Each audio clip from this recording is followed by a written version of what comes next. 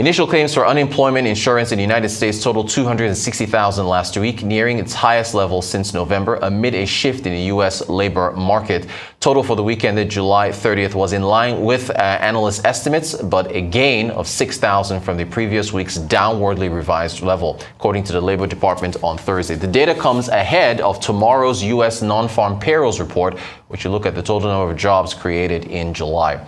United Nations Secretary General Antonio Guterres is urging governments around the world to tax excessive profits of oil and gas companies. Here's a tweet from him where he says it's immoral for oil and gas companies to be making record profits from the current energy crisis on the backs of the poorest at a massive cost to the climate. He says he also urges all governments to tax these excessive profits and use the tax proceeds to support the most vulnerable people. For more on these headlines, we have Efosa Aluyi, who's the head of investments at Sankore Global Investments. Efosa, good afternoon to you. What do you make of that tweet from Antonio Guterres? Well, I think that energy giants will just continue to be vilified in the current environment that we find ourselves. But I don't think it's of their making. We're dealing with significant geopolitical issues and economic issues that have essentially put a significant upward pressure on crude prices. It has nothing to do with the energy giants. They're essentially benefiting from this cycle. I mean, in 2020, when crude prices essentially fell off a cliff, there wasn't any talk about, how bad things were going for them. Again, I think that the conversation around energy transition, obviously has to be measured. What we've seen, particularly with the Russian invasion of Ukraine, has basically put that conversation on a back burner as it is now. I mean, I think that, they'll just continue to get the flack for that. But I don't think that it is really any of their doing. They are benefiting from, this particular cycle. Whether they should pay more taxes or not could be a separate debate. But I honestly don't think that they should be vilified for high oil prices. Thank you so much for that. Let's talk jobs in America. I want to get your thoughts on the U.S. labor market using 4 quadrants here. U.S. jobless claims that we just saw, the non-farm payrolls that were due tomorrow, and then Robinhood and Walmart and their job cuts. Take it away, Efosa. Well, I think the jobless claim numbers that we just saw about an hour ago is just a continued reflection of the fact that, the labor market seems to be cooling, right? Coming in at 260K, that's the highest that we've seen since November of last year. Recall that jobless claims had essentially hovered around, 1960 lows, for quite some time now. However, since April, we've started to see an uptick in, those jobless claim numbers. If you look at the, 4-week average for the jobless claim numbers, that had basically gone up by about 6,000 from last week, and also rose from a low of about 170.5 thousand early on in April.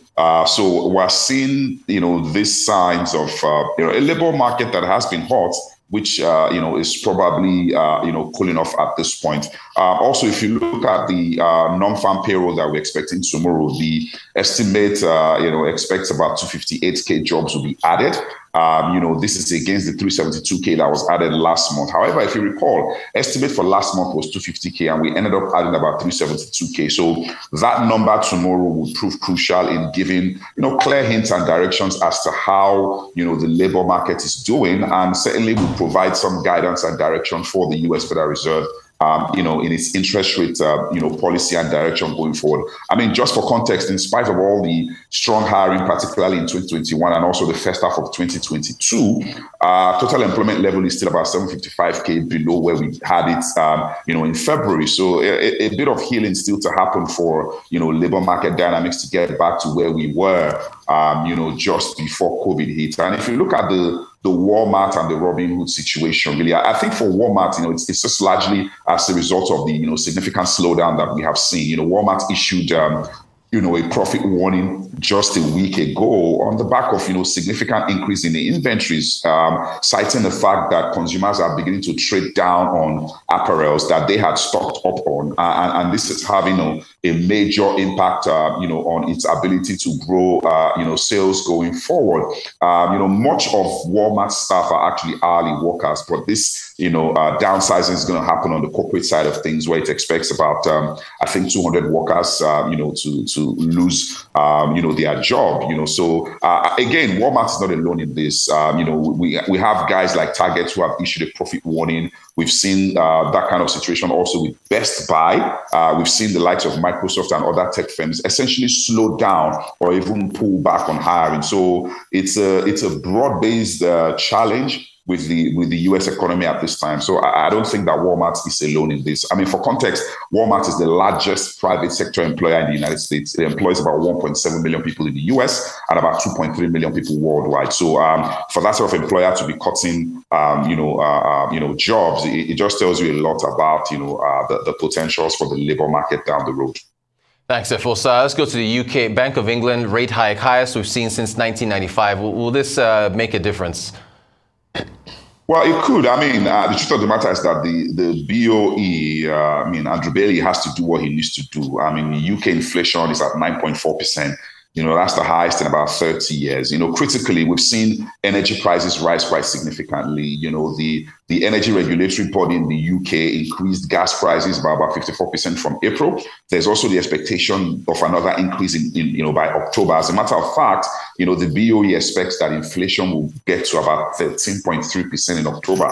That is staggeringly high for a first world country. So obviously, the BOE has to act, aggressively to try and rein in that inflation. I mean, the BOE also expects that the economy will take into a recession, on the back of this, cost of living crisis that we're seeing, not just in the UK, but pretty much across the entire Europe.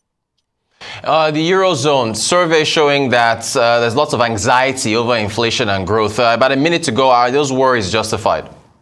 They absolutely are. I mean, Europeans are seeing inflation at about 8.9%. That's the highest, they've seen, since that monetary union came together. So it totally makes sense for those fears to be justified. If you throw on top of that, the energy situation that remains largely uncertain, the cost of living crisis that has been on, for the better part of this year, those concerns are well justified. And that's the reason we saw the ECB increase interest rates for the first time in about 11 years. And we expect that it will continue to do that to try and rein in inflation and ensure that it stays anchored such that, the cost of living situation abates in another year or so. So those concerns are very well, justified.